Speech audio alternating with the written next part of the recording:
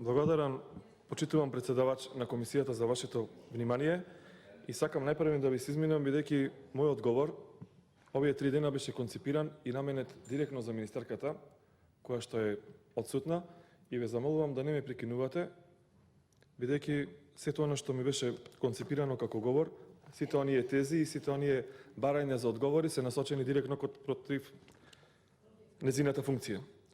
Може би жената не е тука, некои велат дека се движела низ Сити Мол, други велат дека е во Америка, но тоа е незин проблем. Ние како пратеници треба да знаеме едно, дека ако си се нафатил да ја обавуваш функцијата на пратеник, министер, директор на агенција, секогаш собранието има приоритет и секогаш обврските во собранието се први. А ние дочекавме ребаланс, најбитен документ според незиното образложение минатата недела, таа да биде тука само 2 часа.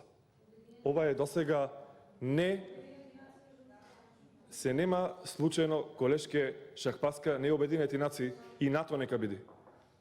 Овој документ, како ребаланс, го чекаат граѓаните на Република Македонија. Тоа таа го каже. Затоа што сум убеден дека, доколку беше тука, благодарение на говорот на моите колеги, благодарение на вашите забелешки, благодарение на забелешките на председавачот на комисијата, ние ќе успеевме да ја убедиме во овие денови таа да си замени од функцијата. Имаме 3 причини зошто требаше да биде така. Секоја почит за незината професија и за незиното знаење. Таа е млада, успешна, ама сето тоа се заборава кога играте за неуспешен тим. Нези е грешен тимот. Таа не заслужува да биде во тим кој што нема сработено ништо за 3 години. И ако ги слушаше овие наши забелешки, бидете убедени дека на крајот на општата расправа, таа ќе се заминеше одавдека со наведната глава и составка. Затоа што секогаш во незината кариера ќе стоеше една црна дамка. Јас бев дел од тимот на Зоран Заев и на другите неспособни министри кои ја унаказаа Република Македонија. Затоа бараме да е тука. Верувајте, само затоа. Колега Стеванаджија, за ребалансот. Почитувам председателе, зборувам за ребалансот, а вие требаше да се потрудите таа да биде овдека тука како председавач, да прашате каде е, дали во Сити Мол или во Америка, за да можеме да ги спориме незините и нашите тези. Како уште еден податок за ова што го кажуваме, незиниот тим. Сведоци сте самите дека тимот кој што таа го одбра, го промовираше, го сликаше, другиот ден излезе со демант. И истакнатиот економист од Прилеп, Владко Петрески, и другиот повозрасен господин кој што е аналитичар на економските теми кажаа дека лага е тоа што го кажува младата министерка. Ние не сме ден од незиниот тим. Луѓето се свесни. Не сакаат да играат во губитнички тим. Никој не сака да игра за Овиедо. Сите сакаат да играат за Барселона. Тоа е факт. Затоа што ова што ќе го прави министерката овие месеци, ќе трае 5. 5 месеци, 150 дена. Но во незината биографија ќе пишува дека била најнеуспешната министерка во Република Македонија. Второ, каква е таа министерка што незиниот прв работен ден почнува со задолжување на државата 100 милиони евра? Нема таков министер до сега. И тука се појавува нов сомнеш. Дали е таа наменски надонесена на таа место свесна дека треба да го потпише првиот ден задолжувањето 100 милиони евра? Јас сум скептик дека ќе биде само 100 милиони евра. До крајот на незиниот мандат сигурно ќе се задолжуваме многу повеќе. Со еврообврзници, знаете, оние Кире Наумов кој што стрикно се бореше против еврообврзниците. Пишуваше писма и ако дошеше Република Македонија се со цел да плаќаме пенали за повисока каматна стапка. 50 милиони евра коштаја писмата од Социјалдемократскиот сојуз со кој што не кодошеа во европските банки. Ако тоа е успех за незе, бидете убедени, за мене не тоа не е успех. Тоа е предавство. Би сакал да ја прашам, ама еве не е тука. Зарем таа се гордее со проектот Мој ДДВ? Кажав и тука ќе завршам. Немој да ги манипулирате граѓаните на Република Македонија. Статистички не треба да бидеш добар математичар да пресметаш дека ако сте предвиделе со овој ребаланс 5 милиони евра за таа ставка и ако ги поделите на глава на жител на Република Македонија и на 6 месеци, ќе добијате една проста математика. Секој жител во Република Македонија, благодарение на вашава помпезна мерка, добил 25 денари. И јас милувам да кажам дека повеќе потрошил за да го наполни телефонот електрична енергија. Е, толку за 6 месеци му вративте на граѓаните на Република Македонија. А некој со еден потек изрекетирал 1,5 милиони. Во ташна од 10.000 евра вредна. Ако овие факти ги слушаше министерката, бидете убедени дека ќе се двоумеше барем малку. Ова е само вториот факт. Третиот. Јас не сум убеден дека кој да е министер во оваа влада, сега се чувствува лагодно да биде дел од тимот кој што шири лажни вести. Никој не сака во својата кариера да му пишува дека бил дел од тимот во кој што капитен е премиерот кој што шири лажни вести. Бидејќи повеќе пати се обидувам да го објаснам ова, денес се одлучив, благодарение на овие апликации кои што ни ги овозможува денеска телекомуникацијскиот систем, да пробам да ве убедам во ова што го зборувам. А добро ќе беше и министерката да биде тука. Сакам да ја потсетам за една изјава на капитенот на тимот во кој што настапува и министерката Нина. Од 1 јануари 2019 година Чуваме, и бесплатното болничко лекување ќе биде воведено и платата, односно вкупните приходи, нето приходи на лекарите специјалисти во Македонија да биде 100.000 денари. Ова не го кажа Стевананџи, ова не го кажа Никола Мицевски. Ова не го кажа Јагода Шахпаска како доктор. Ова го кажа првиот човек во Република Македонија, Зоран Заев. И то не овде код оваа говорница, 10 метри назад. Со ова значи се засегнати сите граѓани во Република Македонија. Не знаеме кој кога ќе биде пациент. Не знаеме. И не дај Боже да бидеме пациенти. А сите пациенти очекуваат според оваа изјава бесплатно здравство. Не можеме сите да бидеме доктори. И такви има. Тие што ја заслужиле дипломата, што го практикуваат здравството, очекуваат 100.000 денари плата. Ама вие не му го возможивте тоа. Ова изјава не е од ВМРО ДПМН, ниту од портпарол, ниту од замник министр. Ова изјава од премиерот во која што вие аплаудиравте. 10 месеци поминаја од 1 јануари. Ниту бесплатно здравство, ниту 100.000 денари плата. Ете колечката Шехпаска е тука и е сведок дека во Дебар доктор работи за 15.000 денари. И ќе се вратам на првата теза. Никој не сака да биде дел од ваков тим. Тим кој што лажи. Ако беше тука министерката, ако не шеташе во Сити Мол или ако не одеше Америка, на крајот на општата расправа ќе се разочараше и ќе се заминеше. Зошто? Затоа што бидете убедени дека не сака да го натовари гневот на сите целни групи во Република Македонија. Посебно млад и успешен човек. Јас почитувам се што направила во незиниот живот. Тоа е неоспорно. Ама со овие 3 дена таа докажа дека ја изгуби довербата кај сите. Тоа е исто како да играш финале на Лига на шампиони, да си капитен на Барселона, а да не појдеш на утакмица. Тоа е ребалансот. А ако е Америка, таа значи нема да дојде до крајот на буџетската расправа. Тоа е неопростиво. Неопростиво. И многу некоректно. Не за нас. Затоа што ние како претендници на ВМРО ДПМН сме свесни дека дерогирано е собранието. Ама граѓаните очекуваат од сите општини во Република Македонија да ја видат министерката и да кажи зошто зголемувањето на пензиите во Република Македонија е само 36 денари. Дали имаме задоволен пензионер во Република Македонија од 350.000 пензионери кои што се задоволни со покачувањето од 36 денари? Таа има фирма. Што ќе мислат незините вработени ако му ја зголеми платата само 36 денари, ќе бидат задоволни? Ќе дадат повеќе за групер. Требаше да ја прашаме тоа и да ни одговори тоа. Но ние, за жал, секоја почит за заменичката министерка, секогаш била точна на време, на коректна, реплицирала, контрареплицирала, денес сакавме да го слушнеме ставот на министерката. Што мисли таа, што може да се направи со 36 денари? Да каже овдека, дали е тоа добро? Што мисли за катастрофалниот, очајниот процент од 27% реализација на капитални инвестиции? Слушнавме дека бил одличен економист, магистер, доктор на науки, 10 просек се и се што. Што во теоријата, што ја учела на економски факултет, значи 27% реализација на капитални инвестиции. Може би е тоа добро. Ние сме лаици за економија.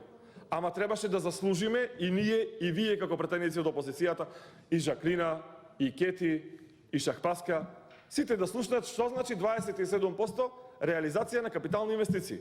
А потоа ќе ги разделиме и по ставки. Што значи тоа за образованието, за инфраструктурата, за здравството? Ние викаме и стоиме на ставот дека тоа е катастрофа. Требаше да ја прашаме и што се случува со странските инвестиции во Република Македонија. Да нема некоја невидлива бариера како на видеоигрине. Да не може инвеститор да дојде во Република Македонија. Која е незината визија, која е незиниот пристап, која е незината стратегија како најдобар економист? Еве добивала награди не знам каде. Како таа ќе привлекува странски инвестиции? Дали може би ќе побара од премиерот од капитенот разрешување на министерот до сегашен за привлекување на странски инвестиции. Затоа што уште не сакам да ја потсетам на незината изјава, почитуваната господја Апостоловска, 17 минути се мачеше и новинарот да извлече еден збор од неа, да кажи барем едно име на странски инвеститор во Република Македонија кој што дошол последните 3 години. Јас знам 2 инвестиции, тие ги кажувам секогаш.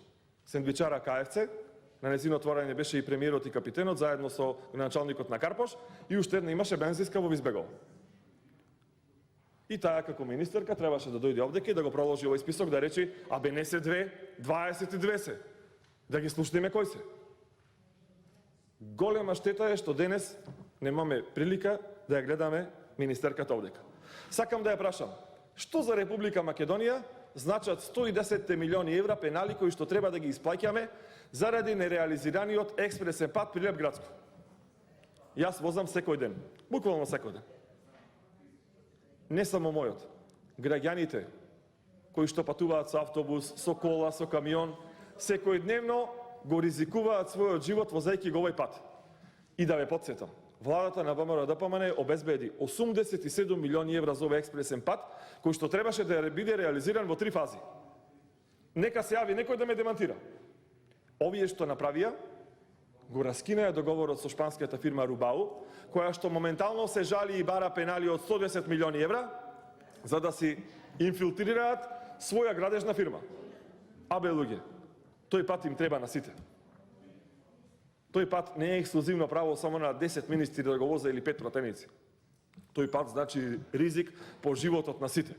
Но министерката требаше да ни одговори кај да е, или во Сити Мол или во Америка, што со овој пат.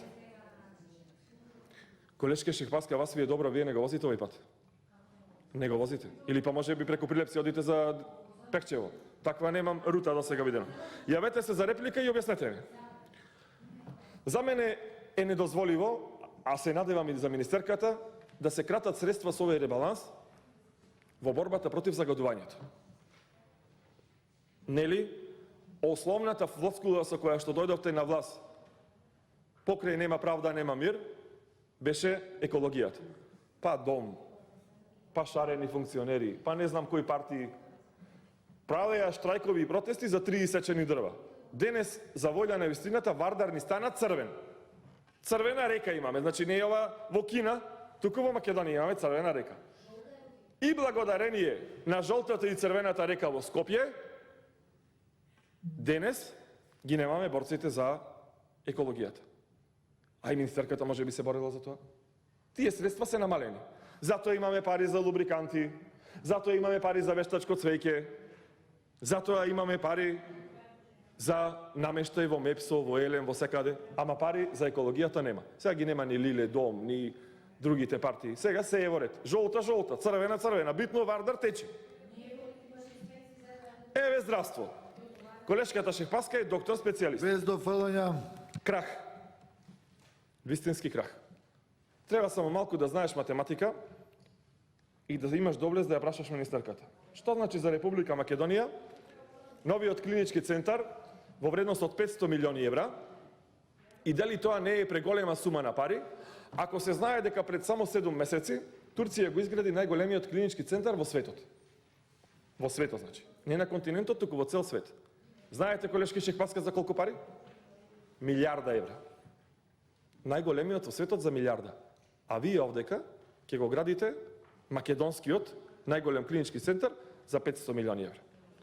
На направен проект од 80 милиони евра, со идејно решение со проект со се, вие го поништивте, плативте пенали и сега ќе плаќате 500 милиони евра. И ќе го гради австријска фирма, ве предвреме да знаете, а вие ќе аплодирате. Едни ќе крадат, вие ќе аплодирате. Едни ќе скенираат, вие други ќе рекетираат. И вреди, како докторка, да му кажете зошто докторите во Република Македонија не земаат 100.000 денари плата? Тоа сигурно го заслужили како одговор, еве барем од вас. Култура. Требаше да ја прашам министерката.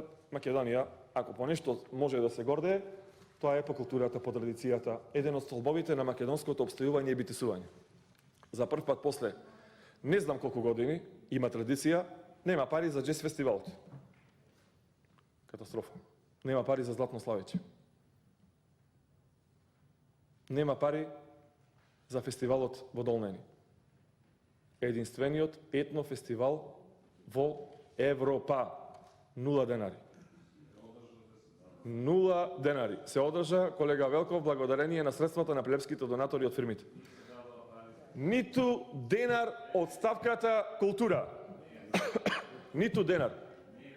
Ама има 5.000 евра, 10.000 евра за деча од 14 години кои што пеат песни за учака. За жал. Ама вие не реагирате, добро е. Нека нема Златно Славече, нека нема джез фестивал, нека нема етно фестивал во Долнени, ама овие може да добијат 5 и 10.000 евра. Тоа е во ред.